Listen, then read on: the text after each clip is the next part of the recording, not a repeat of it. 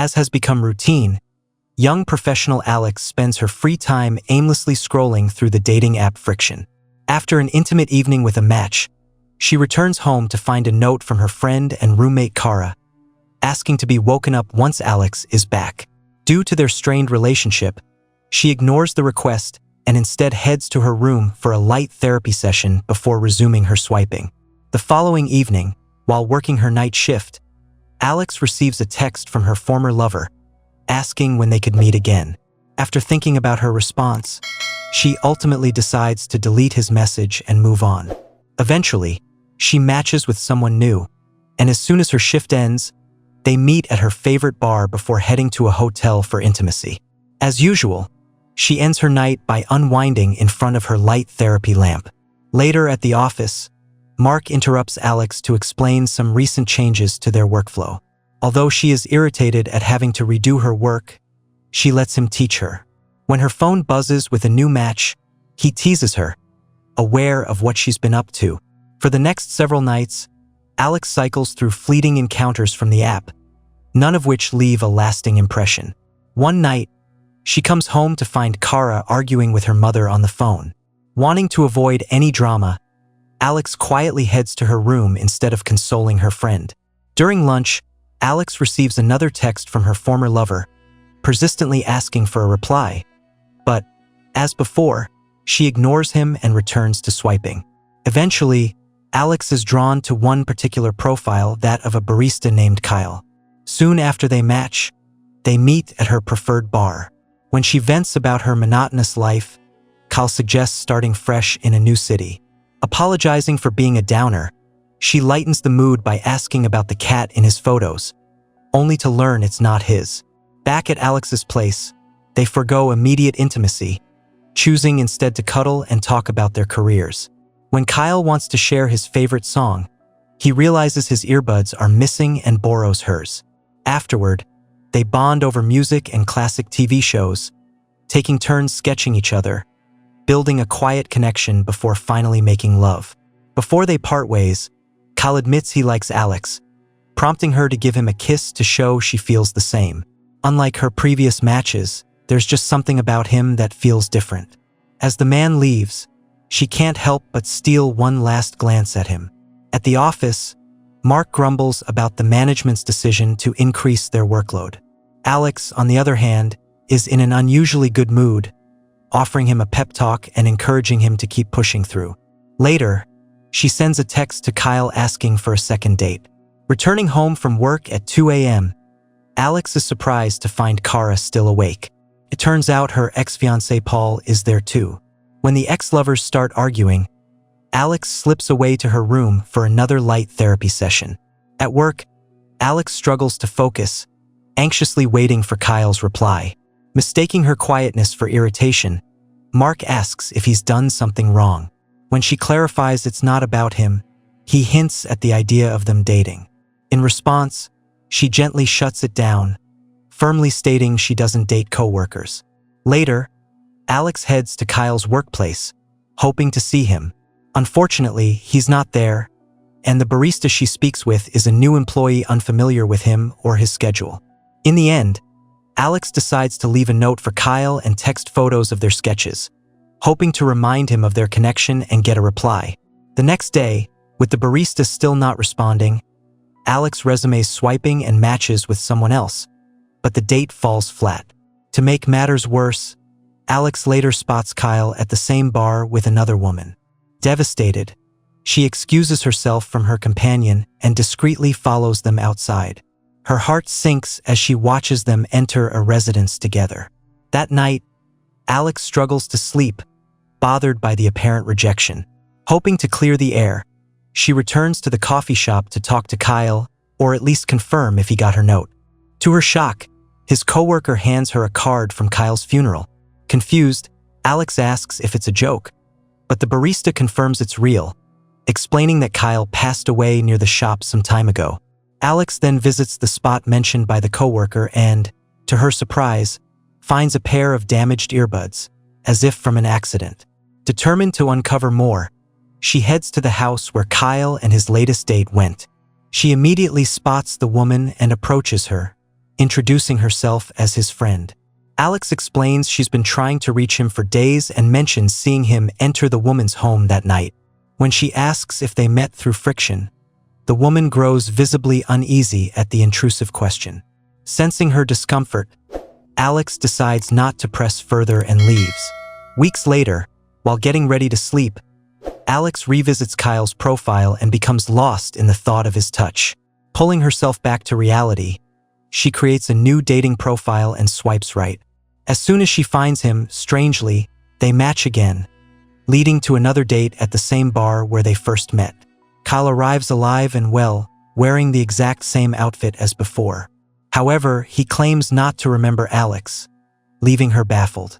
She subsequently pulls out the sketches they made of each other, hoping to jog his memory.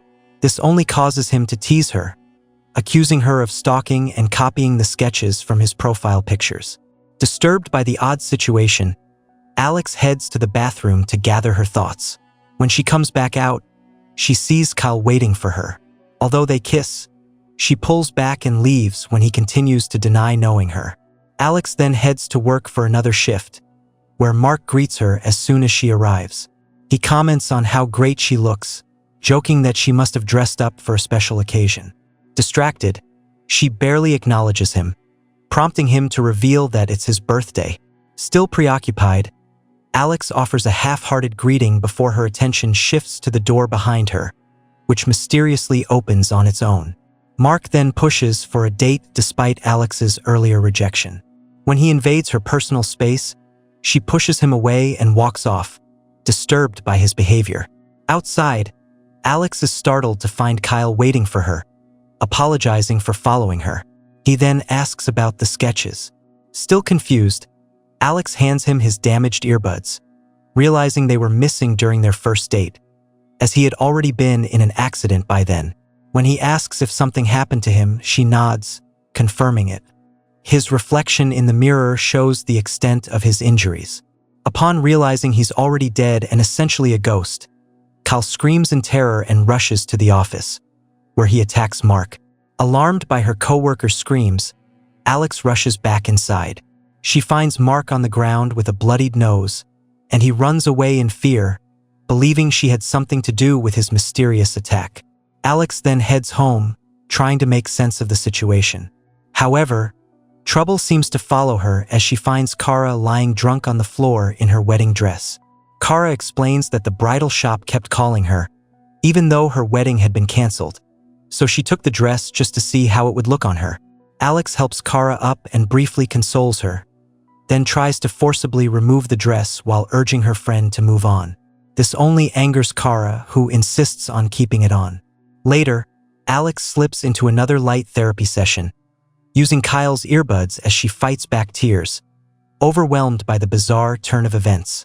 Exhausted, she soon drifts off to sleep, but is jolted awake by a loud thud from outside. At work, Alex meets Chris, her new coworker and Mark's replacement. During lunch, he tries to break the ice with an inappropriate joke, which upsets her. After apologizing, he cautiously asks what happened to the guy he's replacing. When she stays silent, he jokes that the former employee must have died, given how somber she's been all day. Amused, Alex finally smiles, much to Chris's relief. Their conversation shifts to food, with Alex enjoying her usual California maki and Chris savoring sushi with raw tuna belly. When she admits she's never tried raw fish, he persuades her to take a bite. To her surprise, she likes it so much that she reaches for another piece. At a bar, Kyle meets Sarah, his latest match from the dating app. After some small talk, they head to her apartment, where things quickly turn intimate. But just as they begin, Kyle's eyes fixate on a pair of earbuds, and a sudden wave of memories from his accident floods over him. Catching his reflection in the mirror, he once again sees the extent of his injuries after the tragic event. Somehow, Sarah also sees Kyle's post-accident appearance, which causes her to scream in terror.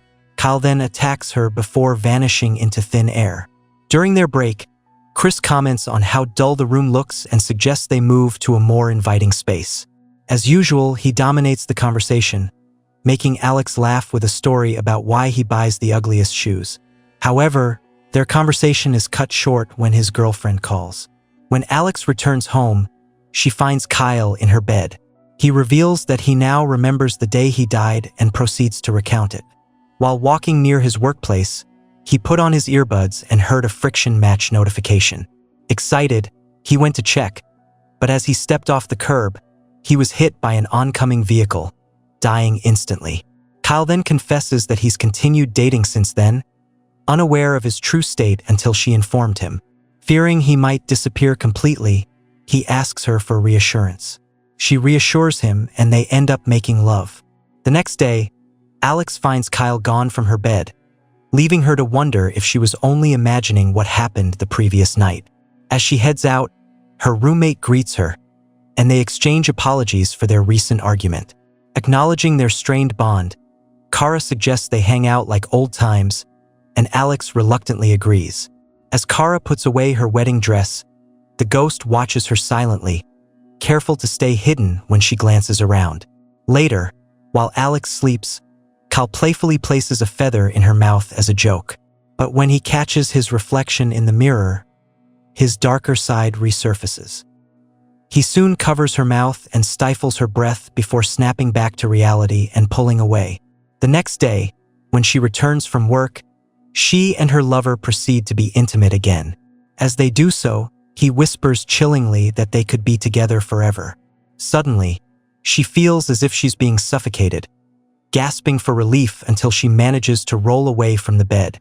Kyle remarks on how close they were, then reassures her that he'd never let anything bad happen to her. Realizing she's late for work, she rushes to get dressed while he pleads for her to stay. When she insists on leaving, he pulls her down forcefully, making her angry. Nevertheless, she softens after he apologizes and gives him a kiss before heading out. At the office, Alex explains her tardiness by saying she had trouble finding a ride. Surprised to see her, Chris admits they thought she had left town and asks if she even saw their messages. As she checks her phone, she notices another woman at her desk, which confuses her. Her office mate points out that she'd been absent for 9 days, so the management replaced her.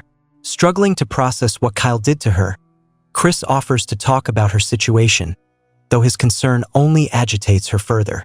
She briefly experiences a panic attack but manages to pull herself together before leaving. Worried, her coworker urges her to call him if she needs anything. When Paul returns to Kara's apartment, he finds his belongings packed in a box with an angry note telling him to take it and go. Wanting to leave a note of his own, he heads to Alex's room for paper and writes, while Kyle watches silently from the shadows. Moments later, the woman catches her ex-fiancé and demands he leave immediately. He does so but forgets about the box in the process. Upon arriving at his apartment, Paul is stunned to find the box already there. As he reaches for it, he feels an invisible slap from Kyle's ghost. Looking around and seeing no one, he takes another hit. Panicking, he tries to flee, but he's dragged back and beaten by his unseen attacker. Meanwhile, Kara is shocked to find the box with her wedding dress on her bed. Inside, she discovers a note from Paul addressed to Alex. In it, Paul references their previous affair and insists that it isn't over. While acknowledging that Alex is avoiding him because of Kara, he pleads for her to meet him again, just as he did in his previous text messages. He also asserts that their connection wasn't just a fling but genuine love. She's crushed by the discovery, but before she can process it, Kyle emerges from behind the drapes. The ghost uses the curtain to smother her and hides her lifeless body in a closet. Alex soon returns home and tells Kyle she just lost her job. She also expresses her confusion about missing work without realizing it. Instead of explaining how she lost track of time, he tries to comfort her and initiate intimacy. However, she declines, still upset about her unemployment. Frustrated, he reveals Paul's letter, demanding to know why she never told him about their affair. Alex then asserts that their relationship had nothing to do with him and that it happened before they matched on the dating app. Worried, she later asks if Kara saw the letter, and Kyle admits she likely did, as she was there earlier. She then rushes to her friend's room to apologize but finds it empty. In an effort to comfort her, Kyle claims that her friend never saw the note, but she pushes him away, determined to reach Kara. As Alex tries to call her friend, the man suddenly smacks her phone out of her hand. Shocked, she tries to leave, but he slams the door shut. He then insists she needs him and grows angry when she asks him to leave. His outburst terrifies her, and as he grips her shoulders tightly, she pleads for him to let go. Kyle reluctantly releases her and disappears. Alex immediately grabs her phone and removes him from her friction matches, hoping this will prevent him from reappearing. Wanting a distraction from the chaos, she later goes hiking with Chris to explore rock formations. Afterward, they check into a motel to unwind and eventually spend time in the pool, where he confesses that he broke up with his girlfriend to be with her. This delights her, as she feels the same for him, and the two share a kiss. However, she pulls back after sensing Kyle's presence beneath the pool. Alex then tries to resume the conversation with her ex-coworker, despite the dead barista seemingly toying with her. No longer able to tolerate it, she excuses herself and returns to their room to shower. Moments later, an invisible force suddenly drags Chris underwater. He struggles desperately but is ultimately pulled under. That night, Alex leaves a tearful voice message for Kara, pleading for a call back, still unaware of her friend's fate.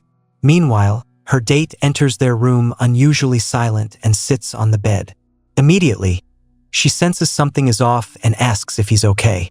Instead of answering her question, he suddenly grabs her thigh.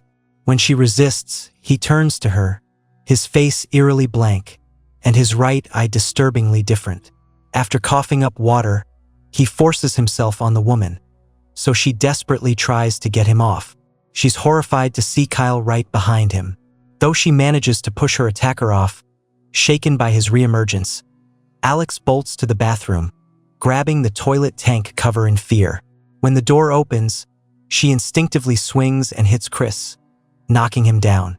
She quickly checks on him, but it soon becomes clear that Kyle has possessed her former office mate in his desperate attempt to rekindle their bond using the man's body. Kyle once again speaks of him and Alex being together forever, causing her to move away in terror. As he crawls toward her and attempts to grab her, she dashes outside for safety. Suddenly, the lights in every room of the motel flicker wildly. Her heart pounding, she runs until she spots Kyle again, standing in one of the rooms, staring at her. Somehow, she slips into a trance-like state, allowing him to wrap his arms around her and lay her down on the ground. As he tries to remind her of how happy they were on their first night together, she desperately struggles to get up, longing to reach Kara and apologize. With chilling calmness, Kyle assures her there's no need, as he's already taken care of her friend. It then dawns on Alex what he did to Kara, and in an act of defiance, she declares she could never be his. Unfortunately, this only infuriates him, and he ends up strangling her. Sometime later, Alex once again leaves a voicemail for Kara, expressing remorse for all of her wrongdoings. She then goes on a date at her favorite bar with another match from the Friction app. When she picks up her phone, however, the woman is stunned to see a reflection of herself with bloodshot eyes and bruises on her neck. With chilling clarity, Alex finally realizes that, like Kyle, she too is already dead. Subscribe to watch more videos like this, turn on notifications, and leave a like to help the channel out. Thank you for watching.